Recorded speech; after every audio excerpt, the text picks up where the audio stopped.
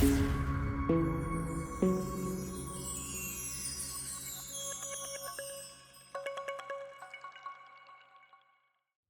guys, and welcome back to HJW Gaming. In this video, I'm going to be doing something different to what I've done in the past, and I'm going to be bringing you a tier list for evil side commanders. Previously, I have avoided these, as meta movement and uncertainty have made me shy away from not wanting to give out incorrect information to the community. However, I feel the meta is now stale enough that this can be done. I'll be following this with a good side and a combined tier list, so please keep in mind that what's considered top tier for evil may not be so when combined with good and looked at holistically from an NRP perspective. If you enjoyed this video and want to see more of it in the future, let me know by hitting the like button and leave me a comment to say what you agree and you disagree with. Without further ado, into the tier list. The first commander on this list is going to be Agzok, which is the only evil side tier 1 that I've actually done a video on and a commander guide in the past. The reason for this is he does have fantastic damage potential with lots of high damage skills. However, his downside is the expensive tier 1 respect, with the massive amount of respect fall off once you double ascend a tier 1 commander. So therefore I don't think I can really put him anywhere above C, as just this super expensive cost when compared to other DD commanders is just way too high. I'd rather have a tier 3 and spend much less than force myself into getting Agzok all the way up to a Zenith 6 level. Next up we have Gorbag. I'm going to place Gorbag in F. Unfortunately for Gorbag, he was one of the best commanders in 1.0, but he's seen a huge fall off into Rise to War 2.0, as support commanders have really taken a hit, and that's really what Gorbag is. Grima also is going to go into F tier. The massive nerf to all of his madness skills and kind of the nerf to madness in general in Rise to War 2.0 has seen him fall right down this list, so he's going to sit in the F tier. Next up we have Maltok.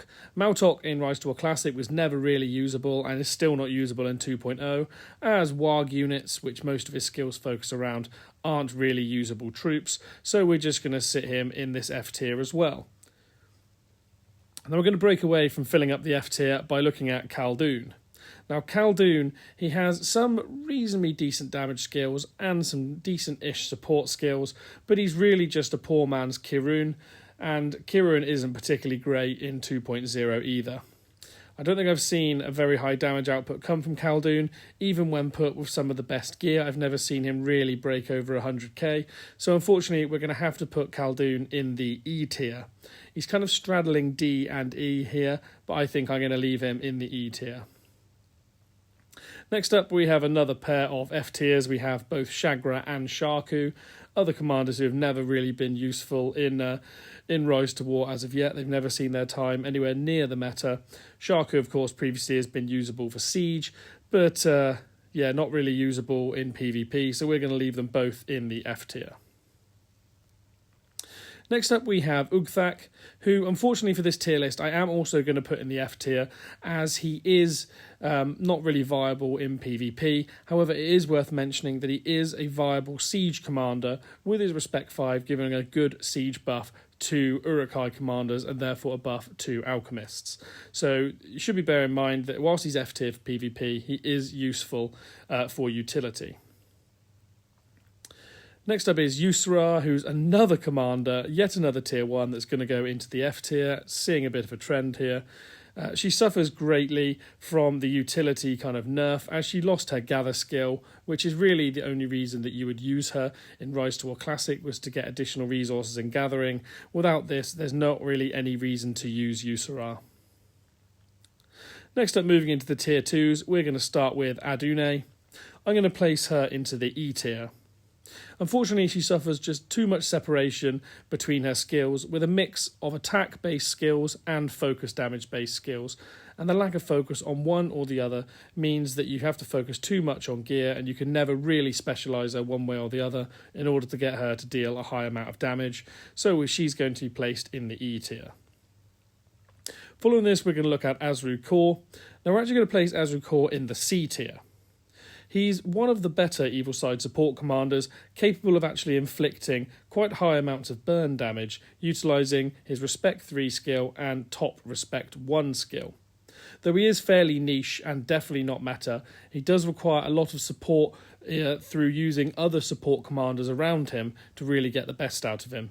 So whilst he is capable of dealing a large amount of damage, we can't really put him anywhere above the C tier. Next up we have Gothmog, yet another similar to Ugthak, where he is going in the F tier due to his poor utilisation for PvP, though it should be mentioned that again he is still the best siege commander available, so he should really, as utility, he is still viable. Just for PvP, he is F tier. Grishnak comes up next, a commander that never really saw his time of day in Rise to War Classic, though actually he did have a very usable Respect 10 unique weapon, though he wasn't particularly viable, and he definitely is not viable in 2.0, so he also is going to reside in the F tier.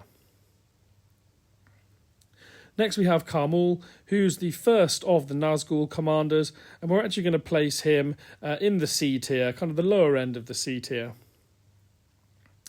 This is because he has the Nazgul skill, which is useful for crowd control. It does have a stun in there and also gives good pre-battle phase damage. He also has a couple of other damage skills that are reasonable, and if you build him okay, he can output a reasonable amount of damage, though I would say I don't think he's as good as Azru Core, so he's definitely the bottom end of the C tier, maybe top end of D tier. Next is Lurtz, and Lurtz is going to be our first addition to the A tier. Many of you will have encountered Lurtz or utilise him currently. He is capable of dealing exceptional damage. He's also still capable and worthwhile when you ascend him, and has a good unique weapon. So he's good, free to play friendly, and can also be made even better for those that are high spending. I think Lurtz is exceptional, so I'm going to place him in the A tier. The only reason he's not sitting in the S tier is, in my opinion, S tier is only for those commanders that are kind of undisputed. You have to use them or you're losing out, in my opinion. They have to be completely unique. And whilst Lurtz is brilliant, I don't think he quite sits in that category. So we're going to place him in the A tier. Next is Mouth of Sauron, who is going to go into the F tier. Yet another support-based commander that has suffered a huge fall-off from Rise to War Classic. Again, the lack of madness and the lack of troop support commanders being viable sees him reside in F tier. Following this is Kurwan. We're going to place Kurwan in the F tier again. He is one of the Nazgul, but unfortunately he doesn't have the Nazgul skill, and he lacks a particular focus of his damage, so he's not really viable. There's not really a way to build him to consistently get high damage output.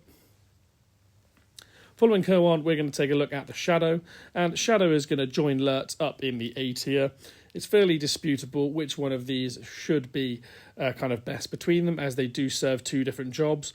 Whilst Lurtz does amazing damage, Shadow is also capable of dealing amazing damage, though it's spread over multiple different damage instances with repeated damage per turn, and his damage spreads more consistently across the 10 rounds. What Shadow is excellent at is clearing instances of damage to clear White Council or Thrain's guards. So he serves a completely different purpose, and the two of those do work actually very well in tandem. So Shadow is also going to go up in the A tier. Next up is Ugluk. Now, surprising to some of you, I'm actually going to place Ugluk in the D tier. With his unique, you actually be surprised how much damage you can get out of him. I've seen a few people trying him out in new seasons just to see how well they can get him. Unfortunately, he's not really worth it for the cost, in my opinion. If you look at his skills, he's actually kind of like a slightly worse version of Lurtz. So for the cost, you might as well just invest in Lurtz and ascend him instead and get his unique. But he still outputs enough damage, in my opinion, to make him worthy of the D tier. Next is Zegrid, who is going to be placed in F tier. He's got poor support skills and poor damage, so yeah, there's not really a lot to say here. Straight into the F tier. Following this is the first of our tier 3s with Baruthiel. I'm going to stick Baruthiel in the D tier. She again has very average support skills, and in a DD heavy meta, so a kind of damage commander heavy meta, unfortunately having very average support skills and not a lot of damage doesn't see you fare very well, so you're going to be stuck in the D tier. Following Baruthiel is Black Serpent. He's actually going to reside in the C tier.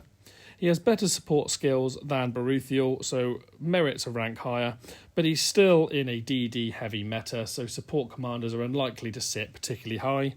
He does have the additional effect of course, being able to use Mumakil effectively without damaging other teammates, so that can make him reasonably useful as a support commander, though very niche. Kiruun's going to follow this, and he's also going to sit in the C tier, just slightly down from Black Serpent. Again, he has decent support skills, particularly around evil men, though in a DD heavy meta, he still can't sit very high as he doesn't output enough damage. Now, another resident of the A tier coming up, and that is Saruman. He has great damage capability, and he's also very good for a relatively low investment.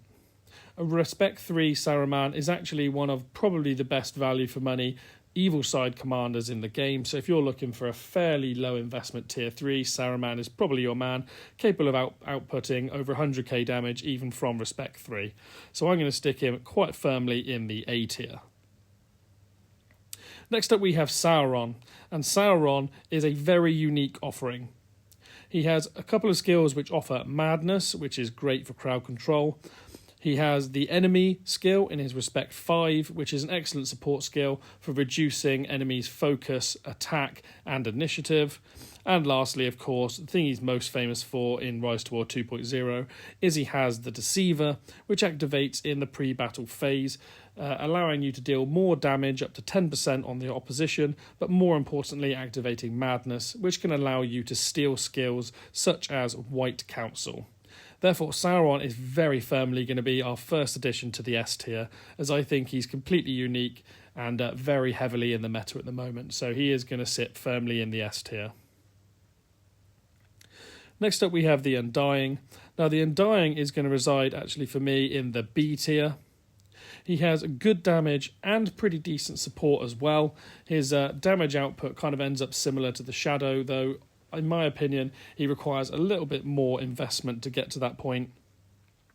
But he is actually also a surprisingly good PvE commander with his Respect 3 skill, doing a lot of damage in very early rounds, which can really help for clearing out tiles and particularly for the one troop method. So the Undying definitely sits upper B tier. Next up is the Witch King. Now he's basically a kind of more pumped up version of Carmel. He does have Nazgul, and he has a good support skill in his Respect 5 as well. Unfortunately, to make him really viable, you really need to invest a lot in him so that you can fully upgrade Nazgul, get a lot of his support skill from his Respect 5, and also, in my opinion, his stun from the top Respect 0, if you're looking to use him that way. And therefore, his high investment really limits his capability, so I'm going to place him also in the B tier, as I think he's just a little bit too expensive. Next is Sestaro, who's going to reside in the A tier. He's a very high damage commander with a decent value for money. At Respect 5, he can be very useful and output high amounts of damage. Him and Saruman are kind of a little bit similar to how Lurtz and Shadow are. He's capable of outputting multiple instances of damage across his many skills, including dealing focus damage instead of his normal attacks, which makes him brilliant at clearing White Council or Thrain's guards by dealing multiple instances of damage. So for a tier 3 version, I think he is excellent, and he does deal a lot of damage, so we're going to place him in the A tier. For LOTR, I'm going to place him in the upper end of D tier. I have seen a few builds actually getting quite a bit of damage from him, though he does require quite a specialised build in order to get that from him, and I don't think it's worth the investment over some other tier 2s, such as Shadow and Lurtz, but he can be quite a good, unique, niche build, so I don't think he deserves to be, too far down, so he's kind of upper D tier, lower C tier in my opinion. Next is Skalhelm. Now, Skalhelm, she does have the potential to sit in the S tier. However, to get her there, she does require a huge amount of investment. She is capable of outputting some of the highest damage in the game. However, she does require fully upgraded unique, both strengthened, getting lucky with some of the rolls you get as you strengthen, as well as fully refined for that 1500% damage. And then you need to have her probably around Zenith 6 in order to pick out the majority of her damage skills. And therefore, because of the amount of investment required to make her that super high damage commander, I think she's fairly mediocre anywhere up until around Zenith. Due to that investment, I think I'm just going to limit her to the top of A tier and not put her up into the S tier. Next is Sunind, who's going to sit in the C tier for very similar reasons to Black Serpent and Kirun. She is a support commander in a DD meta, but I think if there is some kind of troop buff in the future, we could see her sneak into the meta, as great beasts at the minute are very, very strong. So if there's some kind of amendment to troops and troop stats, she could become very useful, but at the minute she's firmly in the C tier. Our penultimate commander is going to go back to tier 2, and we're going to look at Glacier. We're going to place Glacier in D tier, unfortunately, and actually she probably would be lower around E or F tier if it wasn't for the fact that she's the only kind of half viable, cheap, evil support. Otherwise, evil side dramatically lacks in support commanders, so I have to inflate her positioning a little bit just because she's often recommended as the kind of only support commander for evil side that isn't a tier 3. So we're going to place her in D tier for now, but right at the bottom of D tier. Last up, we have Oglurg, and I'm actually going to place him at the bottom of C tier. He very much could be D tier again. He's kind of got a mix of support and damage skills, but I think he deals just enough damage to make him worth going up into the C tier. But yeah, he very easily could be D tier, as he doesn't have the same kind of damage as many of those commanders sitting above him. And with that, that's all of the evil side commanders covered. As I said, I will be doing a video for good side commanders, as well as a combined list as well. So if you enjoyed this, please drop a comment and a like, just to let me know that you want me to keep this going forwards. And with that, I've been HJW Gaming, and I really hope to see you on the next one.